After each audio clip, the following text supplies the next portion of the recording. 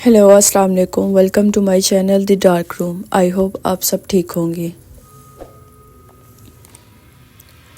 ہر گھر کی کوئی نہ کوئی تاریخ ہوتی ہے، لیکن کچھ گھروں کے ماضی میں ایسی خوفناک سچائیاں چھپی ہوتی ہیں جو صرف رات کے اندھیرے میں زندہ ہوتی ہیں۔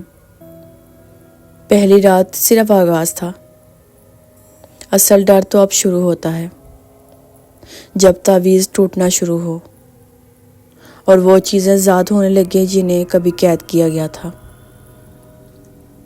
چلیں آئے آج کا اپنا ایپیسوڈ 2 موت کے تعویذ سٹارٹ کرتے ہیں۔ گھر میں رات کا ماحول کچھ اور ہی تھا، لگتا ہی نہیں تھا کہ ہم انسانوں کے بیچ میں ہیں۔ ہر دیوار، ہر کونا، ہر کھڑکی جیسے ہمیں چپ چاپ دیکھ رہی تھی۔ پہلے تعویذ کا جل جانا صرف آغاز تھا، اصل سفر اس رات شروع ہوا جب دوسرا تعویذ بھی خود بخود ٹوٹ گیا۔ جس رات میرے کمرے کا تعویذ جل کر ختم ہوا، میں زیادہ سو نہ سکی۔ صبح جب میں سیڑھیوں سے نیچے آئی تو امی کچن میں کھڑی تھی۔ ان کے چہرے کا رنگ اڑا ہوا تھا۔ امی خیریت؟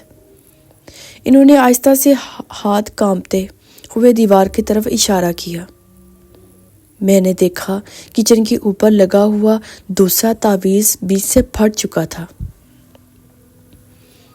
سمیہ، یہ رات کو آواز آئی تھی جیسے کوئی ناخنوں سے لکڑی نوچ رہا ہو۔ پھر صبح اٹھ کر دیکھا تو یہ حالت تھی۔ ابو بھی آ گئے۔ انہوں نے دیوار کو دیکھا اور گہری سانس لی۔ یہ سب اتفاق نہیں، کچھ ہے یہاں۔ یہ پہلا موقع تھا جب ابو نے مانا کہ گھر میں کچھ ہے۔ دوپہر کے وقت پورے گھر میں ایک عجیب سی خاموشی چھائی رہی، ایسی خاموشی جیسے کوئی بڑے طوفان سے پہلے ہوتی ہے۔ لیکن خاموشی میں بھی ایک چیز تھی، ایک احساس، جیسے کوئی دور سے ہمیں دیکھ رہا ہو، ہماری حرکتوں کا انتظار کر رہا ہو۔ امی نے لاؤنج میں قالین جھاڑتے ہوئے اچانک ایک چیخ ماری، سمیہ یہ دیکھو۔ میں بھاگ کر آئی۔ قالین کے نیچے سے ایک پرانی تصویریں نکلی، کالی سفید پھٹی ہوئی دھول بھری۔ ان میں ایک عورت تھی، لمبے بال، سفید آنکھیں اور ہاتھ میں پکڑا ہوا بڑا کالا تعویذ۔ یہ کون ہے؟ میں نے پوچھا۔ امی نے کانپتی آواز میں کہا کہ شاید پہلے گھر میں رہنے والی عورت ہے، شاید کوئی عامل یا اللہ جانے کیا۔ ابو نے تصویر میرے ہاتھ سے لی۔ اس گھر میں کچھ ہوا ہے بہت برا، اور یہ تعویذ اسی عورت نے لگائے تھے۔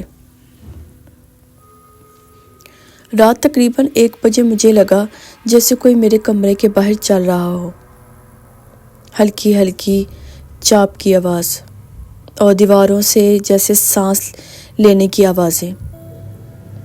میں نے دروازے کے قریب جا کر کان لگایا۔ سکون، پھر ایک ہلکی سی کھڑکھڑاہٹ، جیسے کوئی بہت قریب سے ٹھیک دروازے کے بیچ سے بول رہا ہو۔ ایک کھل گیا۔ میرے ہاتھ پاؤں ٹھنڈے پڑ گئے۔ میرے کمرے میں دوسرا تعویذ تھا، کیا وہی ایک تھا؟ میں بستر میں لوٹی ہی تھی کہ اچانک میرے دروازے کا تعویذ خود بخود گر پڑا، زور سے۔ میں چیخ پڑی۔ امی اور ابو بھاگ کر آئے۔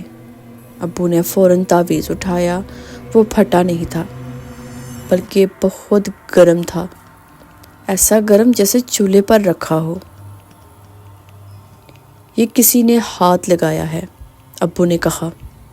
امی نے میری طرف دیکھا۔ سمیہ، تم نے کچھ کیا؟ میں نے روتے ہوئے کہا۔ نہیں، میں تو سو رہی تھی۔ ابو نے گہری آواز میں کہا، یہ کوئی انسان نہیں، کوئی اور چیز ہے جو اسے چھو رہی ہے۔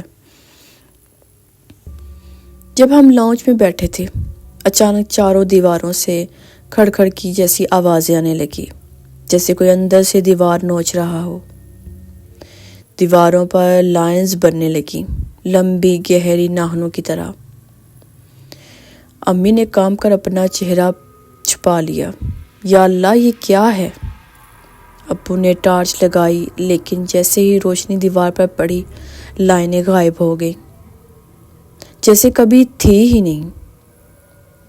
میں نے خوف سے کہا، یہ ہمیں ڈرا رہا ہے۔ ابو نے غصے سے کہا، جو بھی ہے سامنے آئے۔ اسی لمحے پورا گھر 3 سیکنڈ کے لیے ہلا، جیسے زلزلہ آیا ہو۔ لائٹ چپکی اور سب کچھ خاموش ہو گیا۔ رات کے 3 بجے دوبارہ میں جاگ گئی۔ اس بار آواز نہیں، بلکہ کسی کی موجودگی نے مجھے جگایا۔ میرا دل زور سے دھڑک رہا تھا۔ میں نے آہستہ سے دروازہ کھولا۔ نیچے لاؤنج کی طرف جانے والی سیڑھیوں پر ایک کالا، دبلا، لمبے ہاتھوں والا سایہ بیٹھا ہوا تھا۔ اس کا چہرہ نظر نہیں آ رہا تھا، لیکن وہ ہماری طرف نہیں بلکہ اوپر چھت کو گھور رہا تھا، جیسے وہ کسی اور کو دیکھ رہا ہو۔ میں پتھر کی طرح جم گئی۔ سایہ آہستہ سے اپنا سر میری طرف موڑا۔ اس کی آنکھوں میں صرف ہلا تھا، خالی گہرا سرد ہلا۔ پھر اس نے لمبے ہاتھ سے میری طرف اشارہ کیا۔ اسی لمحے میرا سانس رک گیا۔ میں الٹی دوڑ کر کمرے میں گھسی اور دروازہ بند کر دیا۔ دروازے کے پیچھے سے اچانک کھڑکڑ کی آواز آنے لگی، جیسے کوئی لمبے ناخنوں سے لکڑی رگڑ رہا ہو۔ اور پھر اس نے وہ آواز نکالی جو آج تک میرے کانوں سے گونجتی ہے۔ 2 کھل گئے۔ صبح ابو نے ہمیں ڈائننگ ٹیبل پر بٹھایا۔ مجھے رات تصویر والی عورت کے بارے میں کچھ ملا ہے۔ انہوں نے پھٹی ہوئی تصویر کھولی۔ اس کا نام شاید زلیخا بی بی تھا۔ یہ کوئی عام عورت نہیں تھی، لوگ اسے عاملہ کہتے تھے، لیکن حاجی صاحب جو نیچے والا پرانا گھر رکھتے ہیں، انہوں نے بتایا کہ ابو خاموش ہو گئے۔ کیا؟ میں نے گھبرا کر پوچھا۔ ابو نے دھیرے سے کہا، اس نے کسی خوفناک چیز کو بلایا تھا، ایک مخلوق، جن نہیں کچھ اور پھر اسے تعویذوں میں قید کیا تھا۔ امی نے خوف سے کہا، تو پھر یہ تعویذ کیوں ٹوٹ رہے ہیں؟ ابو نے آہستہ سے کہا، کیونکہ زلیخا بی بی مر چکی ہے، اور اس کے مرنے کے بعد وہ چیز آہستہ آہستہ آزاد ہو رہی ہے۔ رات ہوئی اور پورا گھر بھوجل ہو گیا۔ ہوا رک گئی تھی۔ گھر کے اندر عجیب سی بو پھیل گئی تھی، گلی سڑی بو، جیسے کوئی پرانی قبر کھل رہی ہو۔ امی اور ابو میرے کمرے میں تھے اور میں لاؤنج میں بیٹھی تھی۔ اچانک بیچ والے دروازے پر لگا تیسرا تعویذ زور سے حرکت کرنے لگا۔ ہل رہا تھا اتنی تیزی سے کہ جیسے اندر کوئی قید چیز باہر آنے کی پوری کوشش کر رہی ہو۔ میں نے اپنی جگہ سے نہ ہلتے ہوئے امی اور ابو کو آواز دی، امی، ابو، آپ لوگ دیکھیں۔ جیسے ہی وہ آئے، تعویذ پھٹ گیا۔ اس کے پھٹتے ہی پورے کمرے کی لائٹ خود بخود بجھ گئی۔ پورا گھر اندھیرے میں ڈوب گیا، اور پھر ہم نے سنا سیڑھیوں سے کسی کے دوڑ کر نیچے آنے کی آواز، جیسے تھڑ تھڑ کی آواز ہو۔ ہم تینوں جم گئے۔ لاؤنج کے دروازے کے سامنے وہی سایہ آ کھڑا ہوا، لیکن اس بار اس کا جسم پہلے سے بڑا، بھاری اور زیادہ خوفناک تھا۔ اس نے دھیمی گہری آواز میں کہا، 3 کھل گئے، اور پھر دھیرے دھیرے اوپر چھت کی طرف اشارہ کیا، 4تھا تمہارے کمرے میں ہے۔ میں نے چیخ مار دی۔ ہم تینوں اوپر بھاگے، لیکن جیسے ہی ہم میری منزل تک پہنچے، میرے دروازے پر لگا 4تھا تعویذ تیزی سے ہلنے لگا۔ زیادہ دیر تک نہیں، صرف 4 سیکنڈ، پھر وہ بھی چیر کر زمین پر گر گیا۔ اندر میرے کمرے میں بالکل تاریکی میں کسی نے آہستہ سے سرگوشی کی، 4 باقی 2۔ اور مجھے اچانک احساس ہوا یہ مخلوق تعویذ گنتی نہیں کر رہی، یہ ہمیں گن رہی ہے۔ گھر میں 6 تعویذ تھے اور ہم بھی 3 تھے۔ آئی ہوپ آپ کو میری آج کی سٹوری بہت اچھی لگی ہوگی۔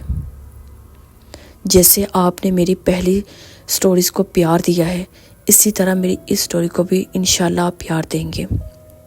اگر آپ ایپیسوڈ 3 دیکھنا چاہتے ہیں تو پلیز پہلے میرے چینل کو سبسکرائب کریں اور میری ویڈیو اپنے دوستوں سے شیئر کریں، کیونکہ مجھے آپ لوگوں کی سپورٹ کی بہت زیادہ ضرورت ہے۔